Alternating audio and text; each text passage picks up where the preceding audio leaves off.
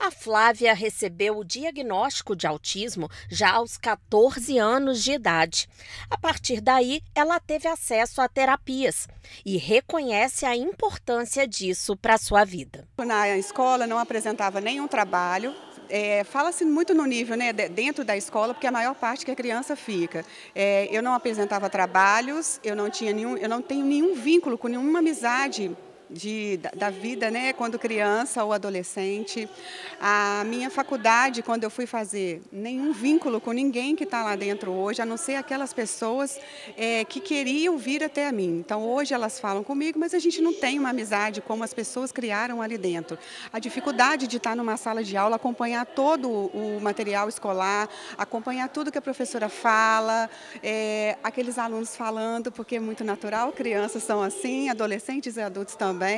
Mas com criança é muito mais difícil porque ela não sabe lidar com essas questões. É um barulho, um cheiro, o perfume, por exemplo, da professora, do próprio aluno. Isso tudo causa uma crise, desorganiza a criança. Ela precisa de um espaço para que alguém leve ela até lá e ela consiga se reorganizar o mais rápido possível. Com uma terapia, por exemplo, ela vai diminuindo essas crises, ela vai conseguindo lidar com esses barulhos, assim como hoje eu lido com eles aqui. Mais de 100 famílias juiz-foranas reclamam da assistência atualmente oferecida pelos planos de saúde para as crianças com transtorno do desenvolvimento em Juiz de Fora. O autismo tem um tempo certo, a poda neural. A gente não pode ficar esperando. Então a gente tem que pagar terapias por fora. Olha só, cada um dá um pouquinho, uma irmã dá 40, outra dá 100, outra dá 50. Olha só, porque o autismo, a poda neural é tão importante. Se a criança perde a poda ali, a criança perde todo o seu desenvolvimento, igual o doutor Antônio está explicando. Então a gente vem aqui para cobrar da Unimed, nossas terapias mais com profissionais capacitados, terapias por semana, e principalmente a hora escolar, fornecer terapias no ambiente, a hora de escola, que a criança tem direito à escola. Então tem que propor também terapias fora da escola, né? Então é importante a gente correr atrás dos nossos direitos, porque a gente vê a mãe sofrendo aí com os filhos, regredindo. A mãe falou comigo que o filho está regredindo, que o médico cortou terapia, a aba ela não tem, o profissional não tem especificações. Então a gente tem que correr, as mães, os pais, a gente está correndo atrás, porque é tão importante a gente lutar para nossos filhos, né? Não tem espaço, profissionais, eles não sabem trabalhar com terapias ABA, porque só da mãe chegar com uma criança com excesso e o terapeuta pedir para ele retornar para casa, ele está reforçando esse comportamento dessa criança, né? A demanda dele vai aumentar e só vai regredir a cada dia que passa. Né, profissionais que não põem a mão não são terapeutas mesmos em ABA. No mínimo, eles têm que ter uma pós-graduação em ABA para poder trabalhar, porque são vários tipos de protocolos, aplicações, reaplicações não podem ser feitos por qualquer pessoa, por estagiários sem supervisão.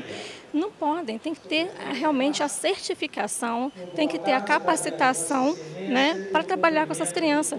Terapia ABA não se faz preso o tempo todo dentro de sala, porque existem outras demandas de trabalhos comportamentais, né, em diversas áreas, né, para desenvolver essa criança com habilidades, né, para ter autonomia. Há 2 anos, a Agência Nacional de Saúde, a ANS, aprovou uma normativa que ampliou a cobertura assistencial de planos de saúde a pacientes incluídos nos transtornos globais do desenvolvimento. Entre esses transtornos está o transtorno do espectro autista. Desde 1º de junho de 2022, os planos são obrigados a cobrir aquele tratamento prescrito pelo médico assistente de pacientes que estão inclusos no CID-F 84. A normativa também prevê sessões ilimitadas de fonoaudiólogo, psicólogo, terapias comportamentais e fisioterapia. A questão do rol taxativo por si só já mostrou que houve uma resposta favorável aos movimentos, às pessoas que estão dentro do transtorno do neurodesenvolvimento, porque a ideia inicial era restritiva. Os planos de saúde lutavam para que o rol ele fosse definido, e se ele fosse definido, a gente acabaria com todas as possibilidades de você ter tratamentos e intervenções aplicadas a essas pessoas.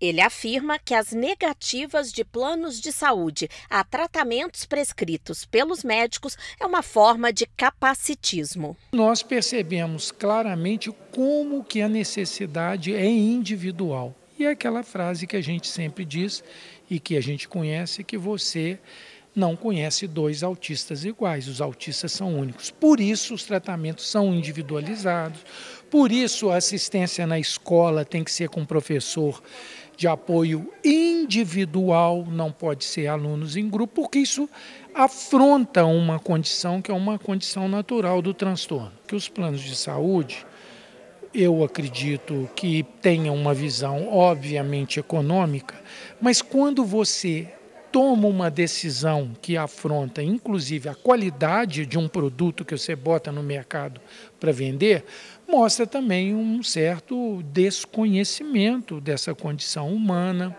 mostra um certo capacitismo, porque quando você toma medidas que oprimem a pessoa com deficiência ou que impedem ela de poder ter uma acessibilidade global aos serviços, à saúde, a todas as outras coisas, você está aplicando uma prática que hoje é a mais danosa para as pessoas com deficiência, que é o capacitismo. E o que está acontecendo em Juiz de Fora é que o Poder Judiciário está indo em favor dos planos, ao invés, né, daqueles que necessitam, das pessoas com deficiência. Então, negam medicação, negam as terapias, então é devastador isso, sabe? Falar, não tem outra palavra, porque quando a gente vê os nossos filhos em crise, os nossos filhos se machucando, né, regredindo, correndo risco de ter uma poda neural, como é o caso do meu pequenininho, que eu estou atenta a todo tempo nele,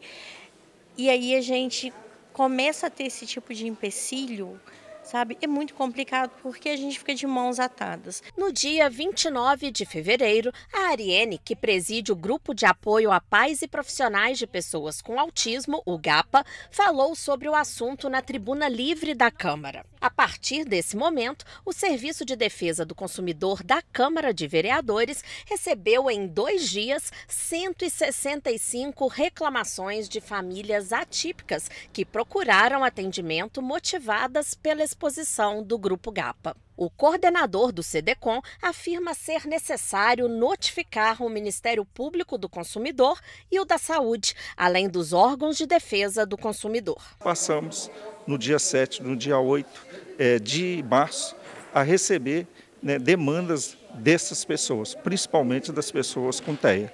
E foram assim, muitas reclamações, né? A gente chegou a receber 165 reclamações ao todo em 2 dias e a gente conseguiu coletar algumas informações que são aquelas demandas mais prementes de pais, né, das famílias dos autistas. O coordenador do SEDECOM afirma ser necessário notificar o Ministério Público do Consumidor e o da Saúde, além dos órgãos de defesa do consumidor. Já notificamos os planos de saúde, estamos aguardando, eles têm 10 dias para responder e a gente está aguardando a resposta. E assim que nós tivermos a resposta, nós vamos analisar se não foi atendido, se não foi adequado, nós vamos agendar as audiências presenciais em que os pais estarão presentes juntamente com os representantes desses planos. Vamos tentar, né, uma reunião, algo fechado aqui dentro da Câmara mesmo, né? Estava até conversando ali com o presidente, chamando novamente o Poder Judiciário, chamando os planos de saúde para uma reunião fechada, para quem sabe assim, né, nós possamos ter um diálogo aberto e ver se resolve, né, se ameniza essa situação que a gente está vivendo hoje em Juiz de Fora.